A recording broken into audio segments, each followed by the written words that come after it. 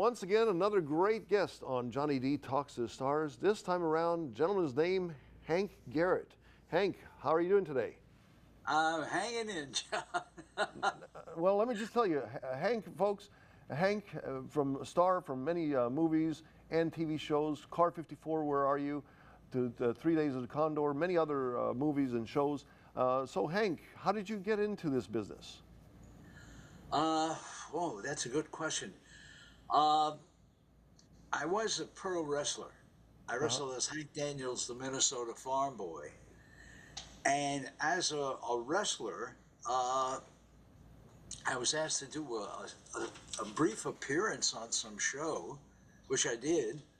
And prior to that, I was a stand up comic. Uh-huh. Uh, and so I was working clubs all over the world. I was Tony Bennett's opening act for 4 years. Cool. Cool. So yeah, and it was an easy step from doing comedy to doing television. Because I had gotten a call and they said they were interested in seeing me. There was a new show called Car 54, Where Are You? A comedy about the police department. Mhm. And would I be interested? And I said, let me think about it. Yes, of course. So that's where it all started. I mean, you played Uh, the role, your role was Ed Nicholson, right? yes. Yes. Yeah. And working with some of the most incredible talent. And Nat Hiken, this incredible, he was a genius. There were times that we were shooting and he'd create the entire the show, just standing there and saying, okay, can you do this now? And you do this. Hmm. And he was just a genius. And Nat Hiken, just to mention, he started off with Sergeant Bilko and many other shows, and then basically Exactly. and Sergeant Bilko with Phil Silvers. You'll Never get rich was a pretty good show, and then he basically took over. Yes. Yeah, he took over the obviously started the new franchise, the new show, Car 54. Where Are You? And you were there, like I said, for a couple of years with a lot of legendary folks. I mean, from Fred Gwynn to Joey Ross. Any stories about Fred Gwynn and Joey Ross and all the other folks, Nipsey Russell, all the other folks that were on the show? See, Nipsey, I knew he was working a club in Harlem. Okay. And I was a stand-up comic, and I would go to see Nipsey all the time, Hmm. watching a pro in action. And when I was doing Car 54 and I heard Nipsey Russell is part of the cast, I was flattered. I'm going to work with this genius, this comic genius. And I'm also from Harlem. Hmm. I spent all my life on the streets in Harlem. So I got to meet a lot of amazing people. I was always in trouble, number one. And I thought, you know something? I don't want to do this anymore. I became a cop. Uh-huh. Very short, very short time as a cop, because then I got the offer for Car 54, Where Are You? And it was interesting because my captain looked, and I told him, I said, I've got this offer to do a show. And he said, gee, let me think about it. What would I do? Would I do a television show or remain a cop on the streets of Harlem? And Now, that's how it started for me. now I read from your biography that you were at age 12. You were already packing a gun at show how rough it was in Harlem. And you were at like a 25 on you at age 12. I mean, my goodness, that's just modern day. Any 12-year-old carrying a gun. I mean, and again, this is back in the day of back in 1940s in Harlem. Yeah, in fact, I was introduced, Sammy Davis Jr. Uh, called me one day Uh-huh. and said, I don't know if you know who I am. He said, but I've been hearing nice things about you and you want to be a comedian. Let's get together. I said, Nipsey Russell, the brilliant comedian? He said, yes. Well, they took me to the Apollo Theater, Okay. and I met some of the greatest people in the world. And next thing I know, I'm a comedian at the Apollo Theater. I turned out to be the first white comedian Okay. to work the Apollo because I did material about the streets, and everybody in the audience knew exactly what I was talking about. And that's where it started for me. So yeah, Sammy Davis, and I mean, I guess Willie Bryant also one of the you get back in jazz, Yes, back in the day, jazz musician, known as the mayor of Harlem at the time, I guess. yes, Yeah. exactly. So those all influenced your life. It was amazing. I mean, meeting these people, they were geniuses and legends. Sammy Davis Jr. Sure, sure. My gosh, Wow. I mean, I mean, and that was before all the Rat Pack and all that stuff. I mean, Sammy was it's just climbing in the popularity charts at that time. I mean, from trying to be, from music, eventually getting into movies and stuff. That was back in the day. They all started in Harlem. Yeah, yeah. So and so now your career. I mean, you started again in Harlem, and you went on and took on karate and bodybuilding, and that was a big part of your life, early life, that eventually led you to become Yes. the Minnesota Farm Boy, I guess, eventually as wrestling and being part of the Wrestling Hall of Fame too. Yeah. I, God has been good. Well, God is good. From just all that, I mean, as we go progress, certainly we talk about Car 54. Where are you? And doing that show and doing movies such as Serpico, and you also did. I guess just bringing up one of the movies was 3 Days of the Condor, where you had a actually you I guess you and Robert Redford didn't even use stand-ins. You guys both fought this, and it became Hollywood lore, where you broke Robert Redford's nose. Correct? Well, uh, the fight scene won several awards.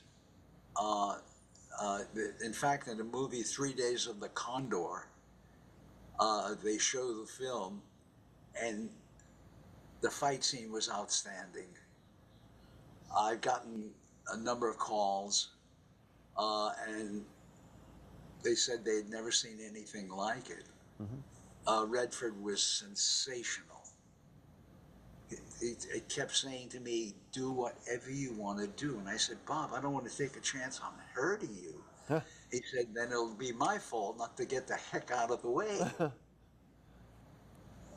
And so we won several awards for best fight scene in film ever. That is cool. That is very cool. I mean, basically, I also want to bring up that maybe you've had people bring this up. You were in a Chunky Soup commercial with Sigourney Weaver, correct? Yes. How about that? Yes. Uh, Got to tell you something, John. I've been so fortunate. Uh, Run into a lot of people that I grew up with, same background. I just very, very lucky, and I'll never stop thanking the Lord for selecting me to do so many different things. Your folks, I mean, did your mom and dad, I mean, at that time, I guess, did you have, I guess you had your mom and dad at that time when you were in Harlem? Yes, I didn't see much of them. They were so busy trying to make a living. Okay, They started with a push cart. alrighty. I was tagging along because there was no place for them to leave me. Finally, we got an apartment, a fifth floor walk up, Okay, but they were very hesitant on leaving me alone in the apartment. well, sure, sure. Uh, so they would have neighbors look in on me because they were traveling all around the city with this pushcart selling fruits and vegetables. Now, my father was a mystery. I didn't know much about him. They were both from Russia. Uh-huh. Uh, and from what I understood, when I had seen some early photographs of my dad, and he was a big, strapping guy driving a truck, and he was delivering fruits and vegetables and stuff to different people. My mom, who would, from what I learned, was a widow with two boys, Mm-hmm. and she had a fruit and vegetable store. Okay. And my father, uh, I never knew his true name. We called him Sam Greenberg. That was a name he adopted from my mom's husband that had passed. Okay. He evidently jumped, uh, he was on a Russian ship.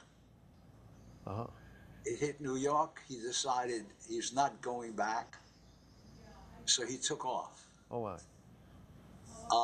And then when he met my mom, he adopted that name, Sam Greenberg. I didn't know any other name. Mm-hmm. Come to find out that there was a name of Weinblatt. Had no idea. My whole life was a mystery. Okay. Well, I was asking just to see how it would have affected the folks that were trying to take care of you. I mean, because you sounds like, again, from what you've described. I mean, again, when I just read that part of it, it was like you had to be packing a gun at age 12. I mean, a rough life. The book has gotten so many wonderful reviews. Mm-hmm. And it's called, the book's called From Harlem Hoodlum to Hollywood Heavyweight, and it's available on Amazon. Yes, exactly. It's available on Amazon for folks, right? Yes, and a couple people mentioned the possibility of doing it as a film. You were talking about making it into a movie. It reminds me so much of Paul Newman's role in Rocky Graziano's movie, Somebody Up There Likes Me. Right. It's almost like an equivalent kind of a story. Oh, absolutely. Because, Rocky Graziano, he grew up on the streets of New York and in the really rough streets, and he was like on the edge before he found what he needed to do. I mean, he was in trouble with the police and everybody, and the military even. And it sounds like your life has kind of paralleled that. I mean, going from a rough start to, I mean, like you said, you've been blessed by God. Well, Sammy Davis Jr., I was in his dressing room. Okay. Here I am, 12 years old, and he said, so you're a pretty tough guy, huh? I said, yeah. And I had a gun in my pocket. I'm 12 years old. Yeah, that's at that age. You see, that's what it's just impressive that you had to pack a gun at 12. Yes. And so after I left his office, his dressing room, just the dressing room at the Apollo Theater, I stopped and I said, where am I going? Is this what I want? And I thought about, there was a comedian appearing at the Apollo, and he got big laughs, and people adored him. And I thought, God, maybe, why don't I try it? And sure enough, I went home and started writing jokes about the neighborhood, playing stickball. Wow. And I tried it out, and I was getting laughs. Yeah, and I guess in that changing your life right there, starting to change your life. I mean. Yes, it sure did. Sammy Davis Jr. gave me life. Wow. See, now that's right there in this story in itself. That should be a movie right there. Just Yes. Sammy Davis Jr. changing your life. Now again, we've talked about Car 54. We talked about the movies in the 70s, and again, you even you've kept your career pretty active all the way into modern day. I mean, you've made appearances on Full House. You made appearances in the movie Johnny Dangerously. You've even during the early '80s, the jazz singer with Neil Diamond. You appeared on there, yeah. and also I guess you also. Back in the late 70s, I guess, were regular on TV show Paris with James Earl Jones, correct? James Earl Jones, yes. Yes. Any memories from that? Oh, and we became fast friends. And one evening I was home and I said, I'm working with James Earl Jones. Oh my God. On a weekly TV series at that. Wow. Yeah, yeah. I mean, like you said, it's been a wonderful. I mean, from going from the start that you had, again, very much almost a parallel to a Rocky Graziano story. And as a matter of fact, Oh, did you cross paths with Rocky Graziano when he appeared on Car 54? Where are you? yeah, Rocky did a guest appearance. Yes. Did you cross paths with him? And we sat and talked about it. And he Cool. said, wow. Cool. I just find it impressive that you go from, again, how your life started to where you have been. And like you said, you've been blessed by God. And still now, I mean, what are you doing these days here in the modern day 2025 with all the internet and everything? I guess you're doing, I know you've done a lot of internet programs with folks, and are you doing Well, any? Anna Marie, the angel in my life, Uh-huh. handles so much of what I'm not capable of doing. Uh, she still gets the name out there. Oh, sure. And it's wow. And what do you think of this? Truly an angel in my life. I mean, it sounds like you've had a blessed life, and again, now you have an angel taking care of you even now in the modern day. I'm just saying that, what do you think of you've been through television and movies from the era of the 60s and 70s down to modern day with all these platforms. What do you think of this modern day with all the platforms today?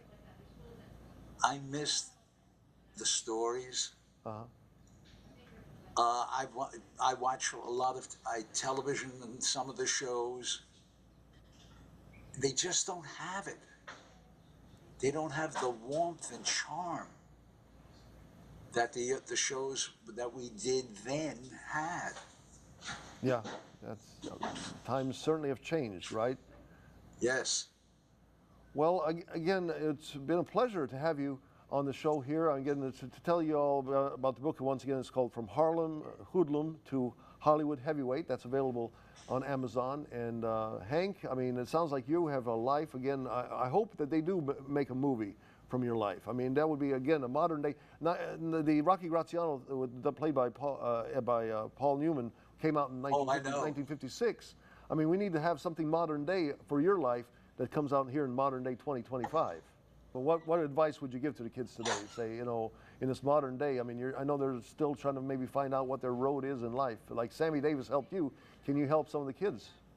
Yes. And he did work with some other kids, and they just were a little too anxious for things to start happening immediately. Sure. Sammy took me to watch him perform, and I watched a giant. Sure. And he came off, doing a show where people gave him a standing ovation, and he was not happy because he said, oh, that thing I did about so-and-so, I've got to change it or rewrite it. So he was so critical about his own performance. He didn't just go out and do a show and then walk away and say, well, that'll hold them until next time. He was constantly changing, making improvements. Well, he made a great improvement by improving your life from, again, Yes, he sure as did. like you say in your book, from hoodlum to star now. And it's certainly, again, Hank, it has been a pleasure to have you here on my show, Johnny D Talks to the Stars, and I wish you still many years of good luck, and to you and your wife, Deanna John, Marie. thank you so much for having me on your show. All right, well, thank you for being here, okay? You take it easy, okay? Stay well and God bless. And God bless you too. Take care. All right, bye-bye.